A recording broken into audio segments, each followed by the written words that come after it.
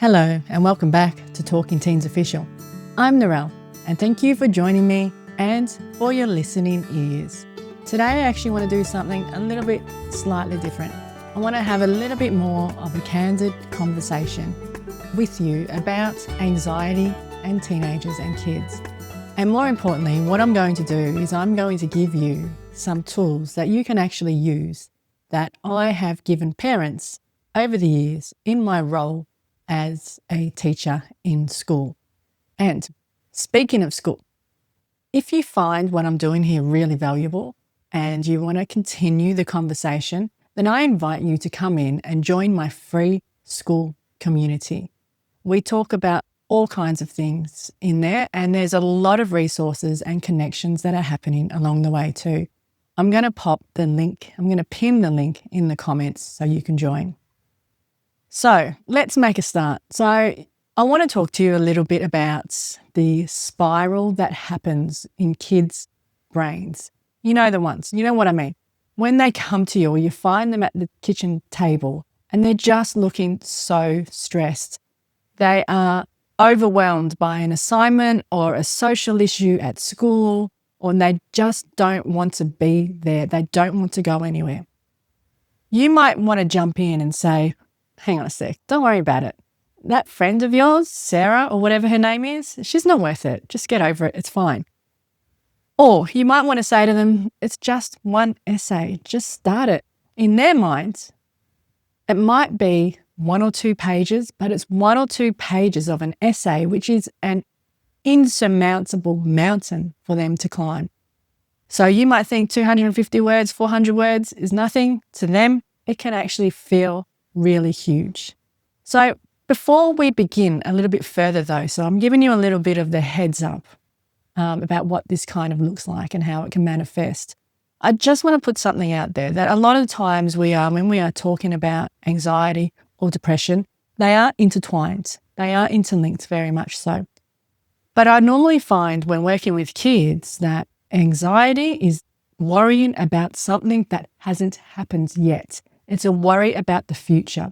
Whereas depression can more likely be worrying about something that's already happened and you just can't kind of let go of it. So these kids actually will teeter on either side, either in the past or in the future.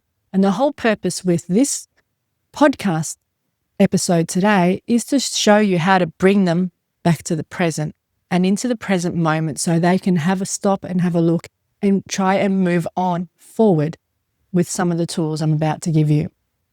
All right, so with that being covered, let's get back to reality. The first tool I want to give you is kind of a grounding tool. There's different versions of it that float around the place. Some people call it the 5, 4, 3, 2, 1 grounding tool. Some people call it the 5 senses grounding tool. And you can put your own little twist on this if you like. So if I introduce you to what I'm going to call the 5, 4, 3, 2, 1 grounding tool, this is a tool that you can use to bring them back into the room and into the present moment. Because as I mentioned before, anxiety is a future emotion. It lives in the what ifs of the future. And the way to help them bring them back into the present moment is to give them an anchor to hold.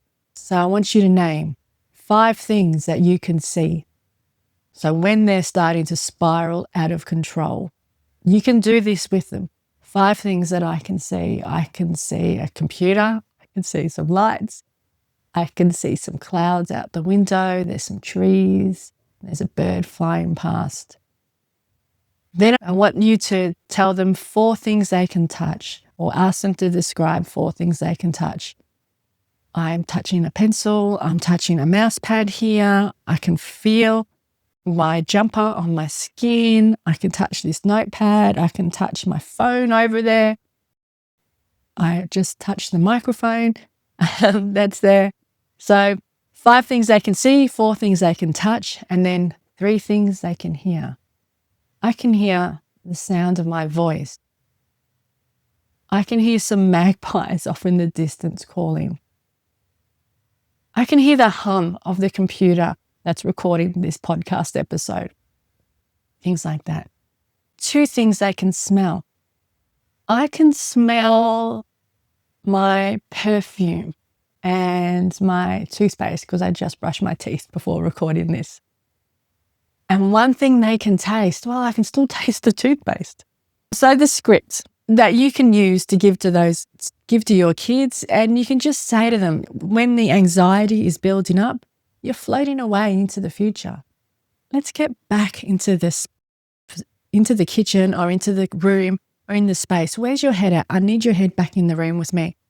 I want you to do 5, 4, 3, 2, 1. 5 things you can see, 4 you can touch, 3 you can hear, 2 they can smell, and 1 they can taste. And they need to say it out loud to you. So the 5, 4, 3, 2, 1 is another really good script for you to use. The second tool that you can actually use is that anxiety loves the big picture. Anxiety loves the big what ifs. It is something that they've built up in their brains that is like literally bigger than Ben-Hur. And what actually happens is they get a little bit of task paralysis, if you like, or a little bit of paralysis. So what you need to do is you need to lower the bar and chunk it down. You need to break things up into steps so they can climb really tiny baby steps along the way. Okay, so chunking it down is a big tool to use. So breaking things up into baby steps. And I'm pretty sure that a lot of parents are really good at doing that, but you might not be so good at recognizing the signs as when that happens. And what it looks like if your kid is sitting in their room trying to do their homework, and after an hour or two, they actually haven't done anything and they're still researching, they don't know where to start, or they have shut their laptop. What you need to do is just go and open the laptop and open up the Word document and type the title, just something that they can actually achieve to start with, because the pain of starting is usually what triggers the anxiety, and the overwhelm is what triggers the anxiety. The third tool you can actually use, and I've used this in the classroom for kids before, when they come in and they say to me, "Miss, I'm so tired. I didn't get to sleep last night. I didn't get to sleep till 2 a.m. And I would say to them, "Why? What were you thinking about?" And they're like, "Oh, just worried about school and home and all my work I've got to do. I'm worried about how I'm going to have enough money when I'm older and all kinds of things." And I would say to them, do those worries normally pop up in your head when you're trying to relax and go to sleep at 2 o'clock in the morning? And they would tell me, yep, that's exactly when they come up. Oh, okay, cool. Do me a favor. Can you schedule some time in your day to worry about those things? Like, I'm not saying don't think about them at all. They're very valid concerns. But I don't want you thinking about them at 2 o'clock in the morning. Can you literally put it in your calendar or put it in a journal or write it down that maybe at about 4, 5 o'clock before dinner is your worry time? Can you actually acknowledge that at that time is when you can worry about everything in the future, not at 2 o'clock in the morning? So then you can sit down and actually do it properly, and then maybe come up with some ideas on how to get around those. So it's kind of like a bit of time boxing. So I want you to time box, give your kids the permission to actually worry about things and be anxious about things if you like, but maybe do it with them at a specified time, not at 2 o'clock in the morning. Try that one and let me know how you go. All right, the next tool I want you to try is a safety anchor. It's kind of like a mental haven. So a lot of times, a lot of kids, as I was saying, are worried about the future in their brain, and they're building up all these images in their mind about what's going on and what could actually happen.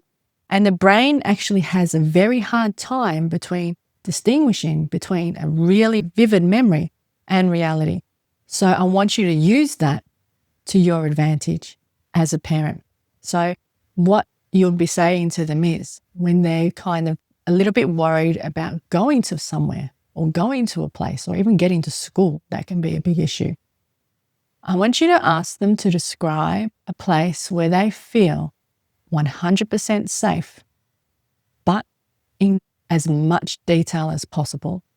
So it could be you felt 100% safe on our holiday last year when we were walking on the beach. That was a really happy time.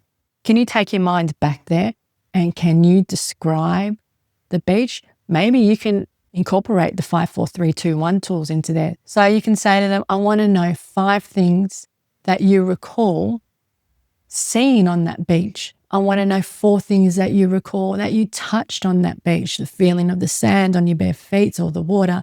And I want to know 3 things that you remember hearing on that beach, the seagulls, the waves crashing, the sound of children jumping into the water. I don't know. And then I want to hear 2 things that you recall smelling on that beach. And then I want to hear 1 thing that you recall tasting on the beach. And that could just be salt water in your mouth there. So that strategy there, giving the kids a mental anchor or a mental safe haven, is really important. And you can combine, again, the 5, 4, 3, 2, 1 script in there with them. That's a really powerful tool when their brain is running away into the future, worrying about all kinds of things. The last tool I want to give you is actually box breathing, because a lot of industries use box breathing and I don't know if it's actually taught or a lot of kids know about box breathing. It is probably the most basic tool in the toolkit, and it is helping your kids focus their attention on their breath. And it's called box breathing because you kind of picture it in the shape of a box. So you breathe in for 4 seconds, hold for 4 seconds, out for 4 seconds, and then hold for 4 seconds. So breathe in, hold, out, hold, in, hold, out, hold. So box breathing, that's why it's called box breathing. It works because the deep rhythmic breathing physically signals the vagus nerve in your brain to actually shut down the fight or flight response. And it's the fastest way to biologically meet your child where it's needed. And you can do that with them too. Some people use it before going to sleep because it helps calm them down. I know a lot of surgeons and doctors use it in the middle of a surgery, and even people in the military. So a very useful tool there for you to actually use. So what I've given you here is 5 tools that you can actually use for anxiety in your kids. As I said, it was going to be a shorter episode, this one. And anxiety in 2026 isn't just a phase. It's a world that the kids are going to have to learn to navigate, and even adults too. So our job is not to remove every obstacle for them. Our job is to give them some tools that they can use so they can actually move around these obstacles, if you like. All right, if you found what I'm doing here useful, please don't forget to hit the subscribe button on YouTube so you can get notified as well. I would also encourage you to check out the pinned comments and check out my school community. We actually talk about a lot of this stuff amongst other stuff in there as well, and we are all working together to help our parents inside there. So you need to come and check it out. It's free. And if these tips helped you breathe a little easier tonight, please consider buying me a coffee. It is never expected, but always appreciated. That's it for this week. I'm Narelle, and this has been Talking Teens Official. Thanks for listening, and I'll see you at the next one.